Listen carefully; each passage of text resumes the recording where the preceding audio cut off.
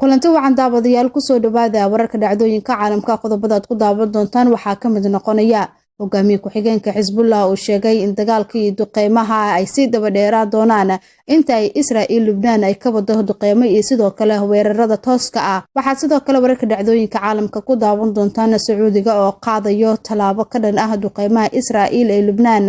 haddaba talaabadaasi maxay tahay ee u qaadi doonaan wararkeena dhacdooyinka caalamka ayaad ku daawan doontaan. sidoo kale waxaad ku daawan doontaan safiirka Imaaraadka ee dalka Suudaan oo lagu weeraray hooygiisa. haddaba kooxdii weerartay sababta loo weeraray ayaa wararka dhacdooyinka caalamka ku daawan doontaan. qodobadaasi wixii kale nagu soo kordho ayaa idiin soo gudbin doonaa markana ku soo dhawaada intaad maqasheen oo faahfaahsanaynu ku bilaabno.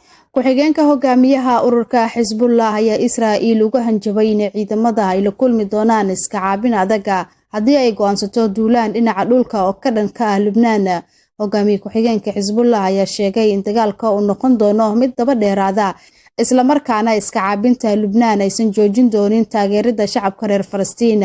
aad ayaan ugu diyaarsanahay haddii bay Israa'iil ay rabaan duulaan dhulka ah, xoogaga wax iska caabinta ayaa diyaar u ah ayuu yiri hogaamiye ku-xigeenka Xisbullah. waxa uu sidoo kale uu sheegay in Israa'iil ay maalmihii ugu dambeysay xasuuq ay ka wadeen dalka Lubnaan, taasi uu ku sheegay inay tahay ficilada naxariis darada ah. Israa'iil waxay xasuuq ay ka geysanaysaa dhammaan deegaanada Lubnaan ilaa laga waayo guri aan raad ku lahayn gardarada Israa'iil ayuu yiri sarkaal labaad ee ugu sareeya Xisbullah oo intaas ku sii daray. waxa uu sidoo kale intaas ku daray in Israa'iil ay mar walba weerarto dadka rayidka ah, ambalaasyada, caruurta, waayeelada, isagoona sheegay inaysan la dagaalamin dagaalyahanada balse ay raadsadaan caruurta iyo waayeelada iyo sidoo kale dumarka. waxa uu dhaleeceeyay doorka taageerida Mareykanka ee Israa'iil uu ku sheegay mid aan xadidnayn, isagoona intaasi ku daray in Mareykanka uu qaadi doono mas'uuliyadda waxa ka jira gobolka Bariga Dhexe. sarkaalkan ayaa wacad ku maray in Israa'iil aysan gaari doonin ujeedkooda dagaalka, isla markaana ay Xisbullah ku dhaqmi doonto jidkii hore ugu jeexay Xasan Nasrullah, hogaamiyihii geeriyooday oo ay Israa'iil ku dishay Lubnaan. waxaa sidoo kale uu sheegay in Israa'iil ay moodeyso in Xisbullah ay awoodeeda wiiqayso haddii la dilo madaxeeda, balse taasi ay ka qaadi doonaan sida uu sheegay firfircooni dheeraad ah oo ah inay dagaalka ay sii laba jibaaraan. waxa uu sidoo kale uu tilmaamay in Xisbullah ay noqoto tan ugu dambeysa ee guuleysata dagaalkana haddii sida uu sheegay xaq ay ku taagan yihiin. waan ku guuleysan doonaa sida la midka sidii aan horey ugu guuleysanay iska hormaadyadii aan la galnay Israa'iil 2006 ayuu yiri ku-xigeenka hogaamiyaha Xisbullah oo warkan ku sheegay muuqaal uu maanta soo duubay.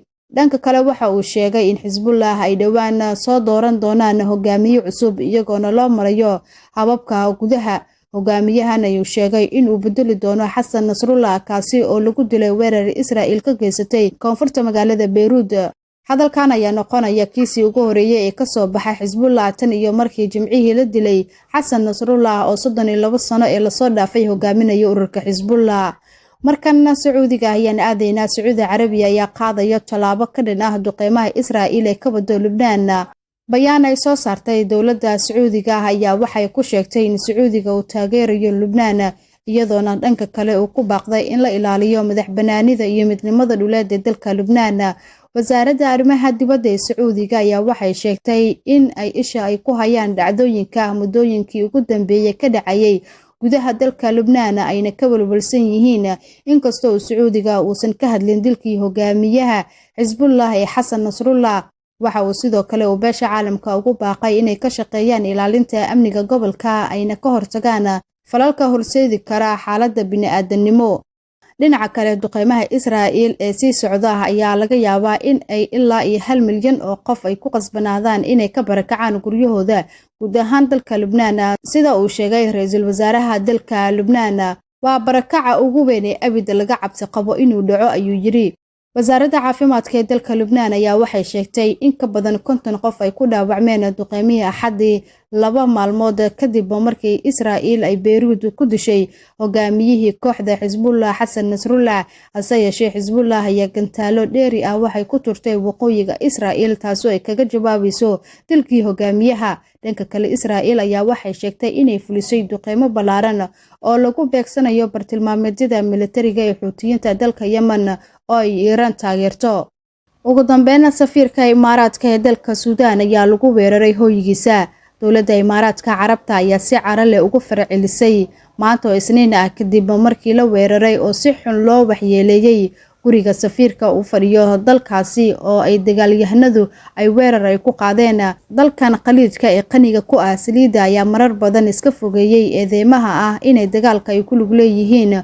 Waxay ku eedeeyeen ciidamada qalabka sida ee Suudaan inay ka dambeeyeen weerarka foosho xun ee lagu qaaday hoyga safiirka Imaaraadka Carabta ee dalka Suudaan.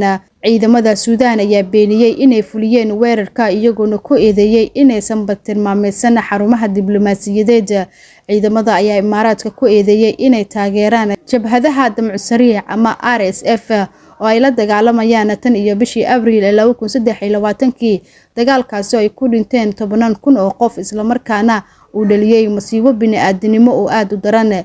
Imaaraadka Carabta wuxuu si kulul u cambaareynaya weerarkii foosho xumaa ee lagu beegsaday hoyga uu magaalada Khartoum uu ka degan yahay madaxa howlgalka Imaaraadka Carabta oo ay geysatay diyaaradda ay leedahay ciidamada Suudaan kaasi oo burbur xoogan uu ka soo gaaray dhismaha ayaa lagu yiri qoraal uu soo dhigay wakaaladda wararka rasmiga ee EWAM. Imaaraadku wuxuu ugu baaqayaa ciidamada inay si buuxda u qaadaan mas'uuliyadda falkan foolxumada ah ayay sii raacisay iyada oo ku qeexday xadgudub qaaban oo ka dhan ah mabda'a aasaasiga ah ee lama taabtaanka ee xarumaha diblomaasiyadeed. Ciidamada Suudaan ayaa ku jawaabay inay cambaareynayaan oo ay beeninayaan eedeynta Imaaraadka Carabta waxayna taasi ku dareen in aysan bartilmaameysan xuduudaha diblomaasiyadeed hay'adaha qaramada midoobay ama hay'adaha muwaadiniinta ah oo aysan soo rogin saldhigga ciidan isla markaana bililiqsan hantidooda. Cidda fulinaysa falkan foosho xun ee fulinimada ah waa argagixiso jabhadda Damcu Sariic waa in ay waxaasi oo dhan ku kacaan oo ay ka taageeraan dalal laga yaabo caalamka ayaa lagu yiri bayaanka ay ciidamada soo saareen. Sida ay sheegayaan goobjoogayaal ku sugan magaalada Khartoum, dagaal culus ayaa 4 maalmood ee la soo dhaafay ka dhacay qaybo ka mid ah caasimadda iyadoona dagaalka uu ahaa mid xooggan. Bishii Juun safiirka Suudaan ee fadhiya qaramada midoobay ayaa Abu Dhabi ku eedeeyay inay taageero dhaqaale iyo mid militari siinayso Damcu Sariic isagoona ku tilmaamay sababta ugu weyn ee ka damceysa dagaalkan daba dheeraaday. Imaaraadka Carabta ayaa beeniyay eedeymaha ah inay taageereen Damcu Sariic taas oo ay ku tilmaameen been abuur ah. Waxay sheegeen in dadaalkoodii ay si gaar ah diiradda ugu saarayaan sidii ay xaaladda u dejin lahaayeen iyo in la yareeyo dhibaatada bini'aadanimo ee ka taagan dalka Suudaan. Guud ahaan daawadayaal wararkii dhacdooyinka caalamka waa naga inta warkan kiisi xiga inta dibka kulmi doona sidaas nabadgelyo waad ku mahadsantihiin daawashada wararka dhacdooyinka caalamka. Nabadgelyo.